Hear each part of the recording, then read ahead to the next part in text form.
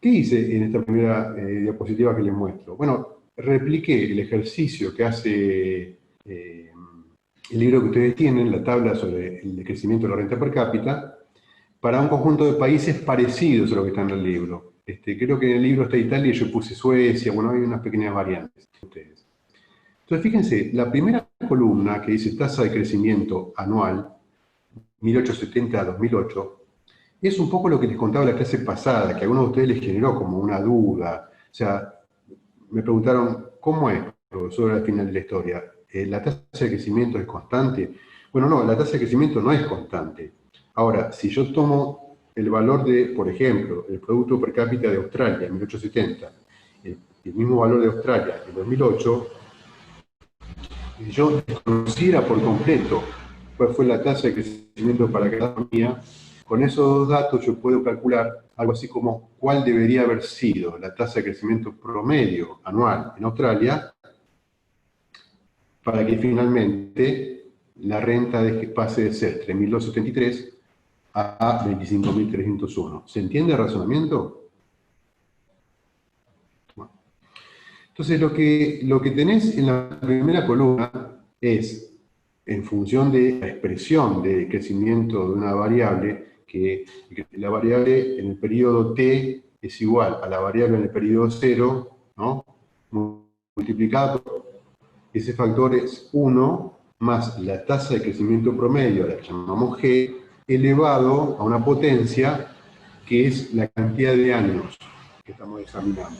Bueno, de esa expresión podemos derivar la que está ahí en la pantalla que yo les anoté, que es la tasa de crecimiento cuando vos conocés el nivel inicial de producción y sub 0, el nivel final de producción y sub t, y cuando conocés la cantidad de años. Entonces, la tasa de crecimiento es igual al cociente del producto actual dividido el producto inicial, elevado a, ese simbolito que yo puse con un sombrerito, es la manera en que se puede escribir la potencia, elevado a 1 menos t, perdón, ahí debería decir 1 dividido t, eso está mal ahí. 1 dividido t, que es la inversa de la cantidad de años, que es como si le dijera calcular la raíz t de i sub t sobre i sub 0. Y a todo eso le restamos 1. Después hago una planilla y se los muestro para que vean cómo dice eso. Si uno hace esa cuenta, por ejemplo, para Australia, nos da que entre 1870 y 2008, Australia creció. Bueno, primer punto, ven que la tasa de crecimiento entre 1870 y 2008 es bastante dispar entre esos países que ustedes están viendo, que son todos países con un gran nivel de vida y con un gran ingreso per cápita actual, por lo menos hasta que entramos todos en cuarentena, ¿no? Eran países de esos que llamamos desarrollados o países avanzados, capitalistas industrializados. Y fíjense que en ese contexto, ustedes tienen procesos de crecimiento de más o menos 1,5, que es la más baja de ese panel, es la de Australia, por ejemplo, y que es la de Reino Unido, la de Inglaterra. Crecimiento intermedia, como la de Francia, la de Canadá, la de Estados Unidos, esto es la de Alemania, y tiene una tasa de crecimiento muy alta, que es la de Japón. Ese es un primer punto en el cual tenemos que tener, que los países han crecido a una tasa que va entre 1,5 o 2 puntos y un poco más algunos. Y segundo punto, lo que hicimos, el segundo paso, lo que hice después fue calcular la misma variable, en la columna de la derecha, pero para un subperíodo ese que está en la pizarra. Y el periodo para el cual la calculé es 1950-2008. O sea, ¿qué hice ahí? Rehice la misma cuenta, la que está en el recuadro, lo voy a corregir después porque eso es una confusión. Acuérdense que esto es dividido, es 1 dividido t, la inversa de t, la potencia. Hice la misma cuenta, pero tomando como I sub 0, no el producto de 1870, sino el producto de 1950. Y tomando como la cantidad de años, la diferencia entre 2008 y 1950. Es decir, ¿qué es lo que calcula? La tasa de crecimiento de la posguerra, de lo que pasó en el mundo una vez que terminó la Segunda Guerra Mundial. Primera pregunta, cualquiera puede opinar. ¿Qué es lo que ustedes observan con la tasa de crecimiento de las economías de esos países entre 1970 y 2008 y la tasa de crecimiento de posguerra? Por ejemplo, Japón eh, crece mucho más después de la posguerra que en su tasa, que es desde 1870 a 2008, que como que la mayor parte del crecimiento se da posguerra. Claro, lo cual tiene bastante... ¿Y quién dijo eso? Lucas, yo. Lucas, ¿cómo te va?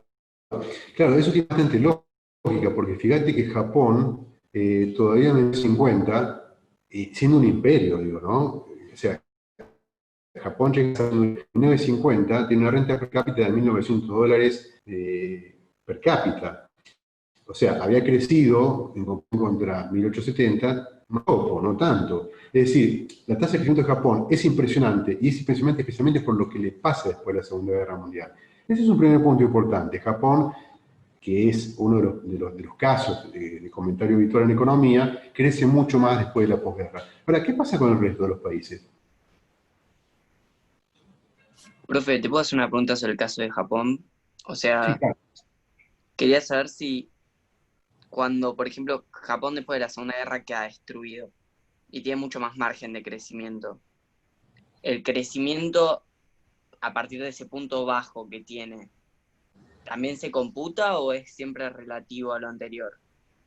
Es decir, No, a ver, probablemente detrás de la explicación del caso de Japón y de Alemania, que crece a un 3% casi después de la guerra, está ese hecho que vos observás, de que tenés una economía que arranca de nuevo con una dotación de capital humano muy alta. Eso es así. Pero fíjense, yo digo otro punto, eso es así como decimos, yo otro punto. Fíjense, toda la columna de la derecha tiene tasas de crecimiento más alta que la de la izquierda. Es decir, ¿qué les quiero decir con esto? Vieron que cuando miramos los gráficos de crecimiento en la clase pasada, era una gráfica exponencial que pegaba como una panza hacia arriba, ¿se acuerdan? Claudio, Eso ocurre más recientemente en el tiempo. Con lo cual, parte de que esos países le vaya muy bien como sociedad en términos de niveles de vida, es que crecieron mucho y sobre todo crecieron mucho de manera reciente. Cuando digo manera reciente me refiero especialmente a los últimos 40 o 50 años. Es decir, algunos de ellos pueden haber tardado más o menos en arrancar, ¿no? Al comienzo.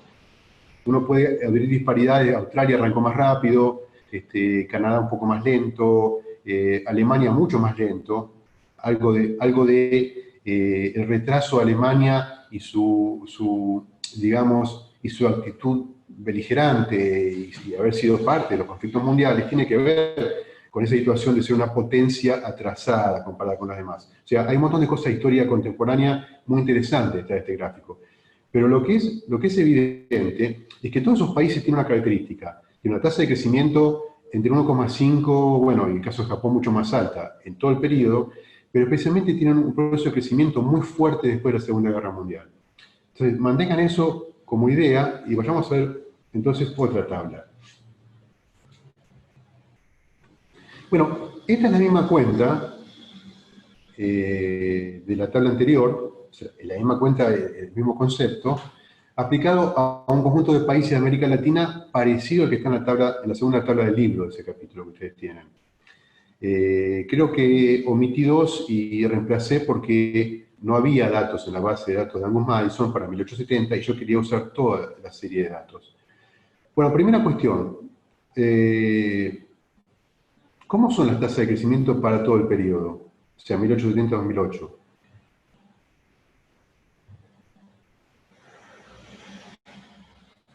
Sí, Maximiliano. hola, ¿se escucha? Perfecto. Nada, que las tasas de crecimiento son siempre positivas, es decir, que los países crecen, pero en el caso de Argentina y Venezuela, en el periodo de posguerra crecen menos. Espera, no vayamos todavía a la posguerra. Buenísimo, pero no vayamos a la posguerra. Miremos la primera columna, porque en el manual que ustedes tienen no está calculada las tasas para todo el periodo, está calculada para 1960-2008, creo que es, o 1960-2003. Yo traté de rehacer una serie para estos países comparable con la anterior. Primero, miren la primera columna, o sea, la primera columna para poder compararla con la primera columna de la tabla anterior. ¿Qué pasa con las tasas de crecimiento? Vos decís de 1870, 1913, esos números. 1870-2008, que ahí la tenés en pantalla, comparada con estas. Son parecidas. Son parecidas, no son tan distintas. Es decir, el progreso de largo plazo, ahora voy a ver la pregunta que tienen. El largo plazo de los países de América Latina también es un proceso de crecimiento. con una gran divergencia entre los que crecieron menos. Argentina claramente es un país que creció menos, fíjense que tiene la segunda tasa de crecimiento más baja después de Uruguay en todo ese periodo. Y otros países que en todo ese periodo crecen mucho, en parte porque arrancan muy abajo, ¿no? Ostensiblemente México y Venezuela. Arrancan con una renta per cápita que tiene un cero menos que todos los demás, y en un lapso de tiempo largo como ese, bueno, se van acercando. Ahora, miren las tasas de crecimiento del periodo de posguerra.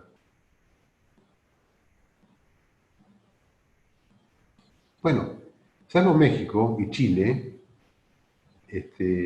ahí hay un proceso de estancamiento visible, ¿no? O sea, la tasa de crecimiento de Argentina y Uruguay, para nombrar dos, es 1,3, es relativamente baja comparada con estas tasas. O sea, es la mitad de la tasa de crecimiento de casi todos los países del grupo de países desarrollados en el periodo de posguerra. Bueno, y no hablemos de los pobres venezolanos. Tiene una tasa de crecimiento que no llega al 1%. ¿Cuál es el problema que genera esto? Fíjense, el crecimiento, yo les decía a ustedes, es un fenómeno exponencial. Es decir, vos construís, crecés, acumulás desde el periodo anterior. Siempre es importante en tu periodo anterior. Y por lo tanto, el crecimiento exponencial tiene lugar porque los países crecen todo el tiempo durante un periodo muy largo de tiempo. Y lo que le pasa a estos países de América Latina, especialmente a Argentina, a Uruguay y a Venezuela, es que no crecen mucho en un periodo donde todo el mundo crece mucho, que son los dorados años de la posguerra. ¿Lo ven eso?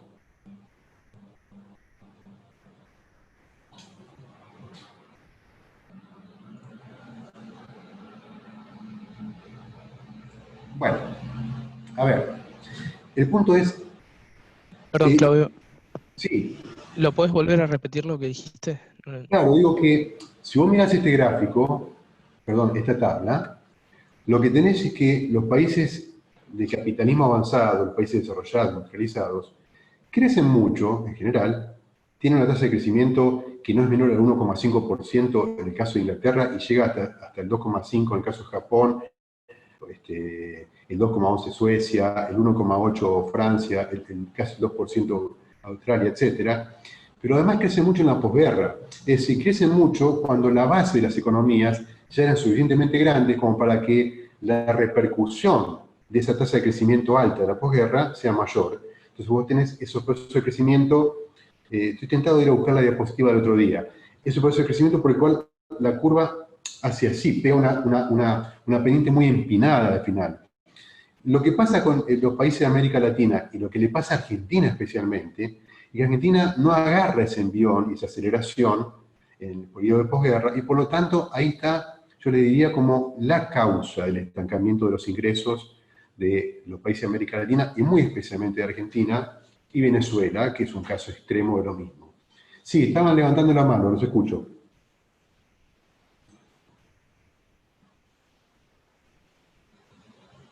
Hola.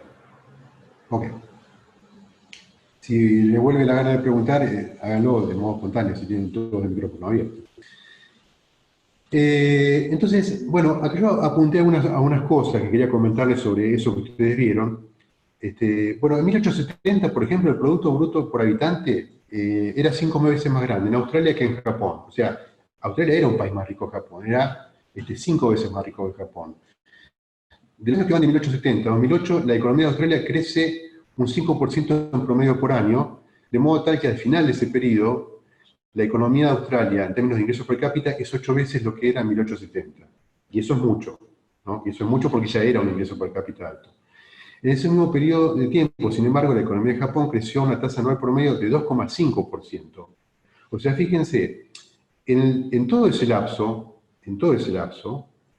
Japón crece 1% más que Australia. No es que crece 2 puntos o 3 puntos, crece 1 punto más que Australia. Sin embargo, que crezca 1% promedio por año que Australia, hace que al final de ese periodo el ingreso per cápita de Japón sea 30 veces el ingreso per cápita que tenía cuando comenzó esa historia. Bueno, un fenómeno parecido, en menor medida, de ese despegue o take-off que vemos en el caso de Japón, se ve en el caso de Alemania, y en parte tiene que ver con algo que algunos de ustedes comentó sobre el proceso de reconstrucción de los países después de la guerra. Y bueno, otro hecho notable de esa tabla es que en promedio los países analizados crecieron mucho más en la segunda mitad, ya se los comenté, del siglo, que en la primera mitad, y como el crecimiento es exponencial, es decir, los efectos recientes tienen más efectos sobre el acumulativo, eso se traduce en un aumento notable en los niveles de vida de esos países. Y lo contrario ocurre en los países de América Latina, que es algo que le acabo de comentar, está ahí en la diapositiva, después se la voy a pasar para que les quede a ustedes como comentario de esto.